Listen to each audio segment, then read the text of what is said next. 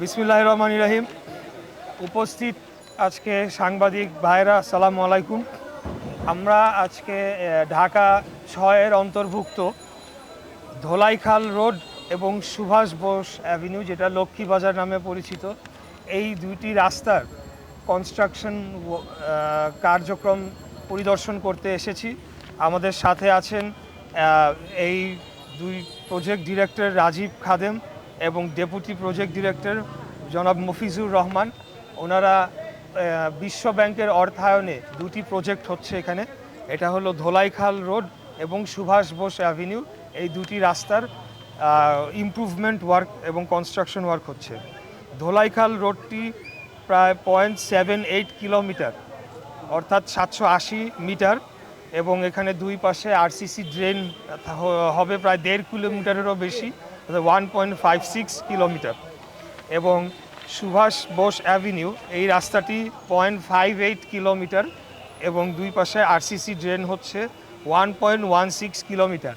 তো আমরা মনে করছি যে যেভাবে আমাদেরকে ব্রিফ করা হয়েছে, এখানে আমাদের সম্মানিত project director, deputy project director রয়েছেন, যেভাবে আরসিসি ড্রেন এবং রাস্তার ডিভাইডার এবং পুরো কার্যক্রম যেভাবে সাজানো হয়েছে, এটি যখন কমপ্লিট হয়ে যাবে, কাজটি সম্পন্ন হবে, আমরা মনে করছি এই এলাকার চিত্রটা পুরোপুরি পরিবর্তন হয়ে যাবে।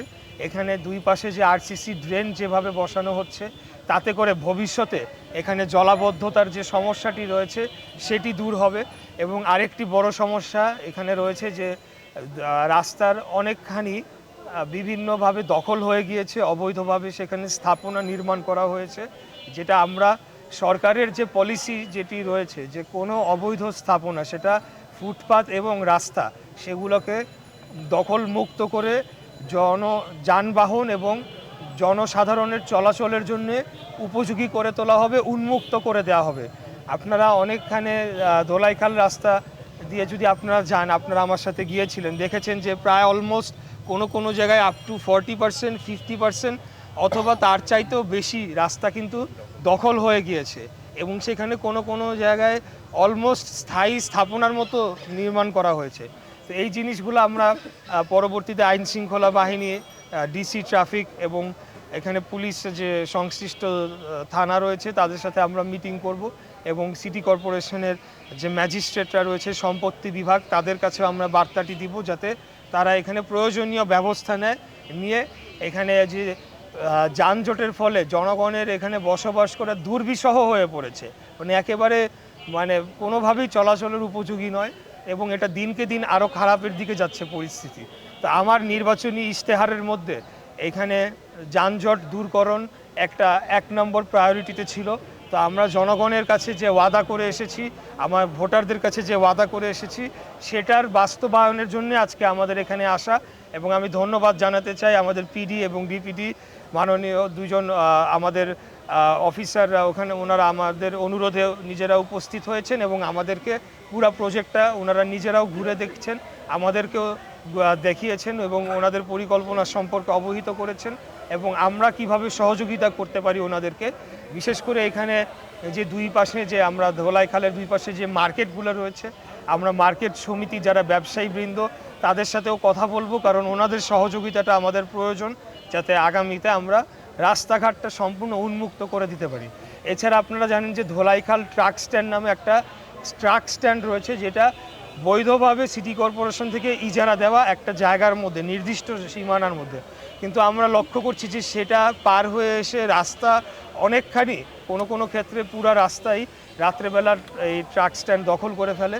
তো সেই জায়গাটাকে আমরা উন্মুক্ত করে দিতে চাই, যাতে যানবাহন চলাচলের জন্য এই অঞ্চলটা উপযোগী হয়ে পড়ে, এবং এই দীর্ঘক্ষণ যেখানে এখানে 15-20 সেকেন্ডের গাড়ি চলাচল হওয়ার কথা, অথবা হালকা ট্রাফিক থাকলে 5 মিনিট লাগার কথা, সেখানে ঘন্টা 2 ঘন্টা অনেক সময় আমাদের বসে থাকতে হয়। তো এই সমস্যাগুলো নিরসনের জন্য আজকে আমরা এই রাস্তা পরিদর্শনে এসেছি আর কি। আপনাদের কোনো প্রশ্ন থাকলে আমাকে করতে পারেন।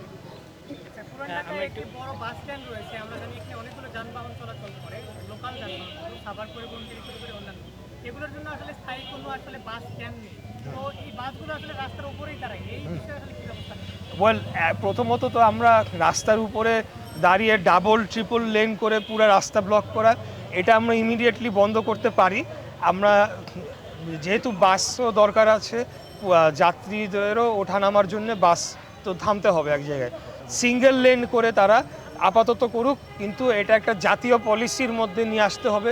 সেখানে সড়ক পরিবহন মন্ত্রণালয় এবং আমাদের, আপনারা জানেন যে ঢাকা শহরের যানজট নিরসনের জন্যে প্রাইম মিনিস্টার নিজে তিনি মিটিং করে চলেছেন এবং গণপরিবহনকে কীভাবে শৃঙ্খলার আওতায় নিয়ে আসা যায় প্রধানমন্ত্রী নিজেই এখানে দিক নির্দেশনা দিচ্ছেন। তো অতএব অবশ্যই স্থায়ী একটা বিকল্প বন্দোবস্ত অবশ্যই করা হবে আর কি ভবিষ্যতে।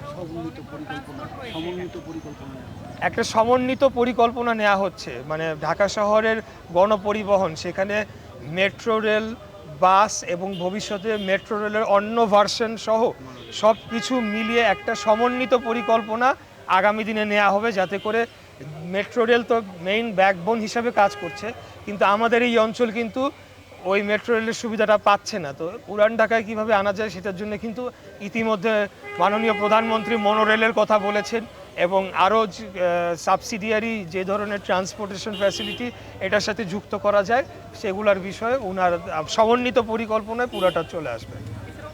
ট্রান্সপোর্ট এখানে রয়েছে, এখান থেকে পুরান ঢাকা মূলত একটি ব্যবসায়িক হাব বলা হয়, সেখান থেকে আসলে বাংলাদেশের বিভিন্ন জায়গায় ব্যবসায়িক যন্ত্রপাতিগুলো যেয়ে থাকে। তো এখানে ট্রান্সপোর্ট সুবিধা এখানে রয়েছে, তার সুন্দর করে আসলে রাস্তা বেদখল করে বলা যায় যে তারা ট্রান্সপোর্টের একটা সুনির্দিষ্ট নীতিমালার মাধ্যমে তাদের কাজ করতে হবে। আমার যতটুকু আমার কাছে ইনফরমেশন রয়েছে যে রাত 10টার পরে নির্দিষ্ট একটা ভাবে তারা এটা উঠানামা করতে পারে। তো আমি এই বিষয়ে এখানকার যে ডিসি ট্রাফিক রয়েছেন তাদের সাথে মিটিং করব এবং মিটিং করে এই ট্রান্সপোর্ট যাতে কোনোভাবে অবৈধভাবে রাস্তা কেউ দখল না করতে পারে সেই জন্য প্রয়োজনীয় নির্দেশনা দিব। সেটার জন্য আজকে আমরা এসেছি। এটার কন্টিনিউয়াস প্রসেস, এটা যে আজকে এসে আমরা দেখে গেলাম শেষ হয়ে গেল মিডিয়ার সামনে কথা বললাম এটা না, আমরা কাজের ফলো আপটা আপনাদেরকে জানানোর জন্য আজকে এখানে এসেছি। এবং আরও 1-2 দিন পরে আমি যে বিভিন্ন সংস্থার সাথে আমি মিটিং করেছি সেই মিটিংয়ের আপডেটগুলো আমরা মিডিয়ার মাধ্যমে আমার এলাকাবাসীকে জানিয়ে দেব।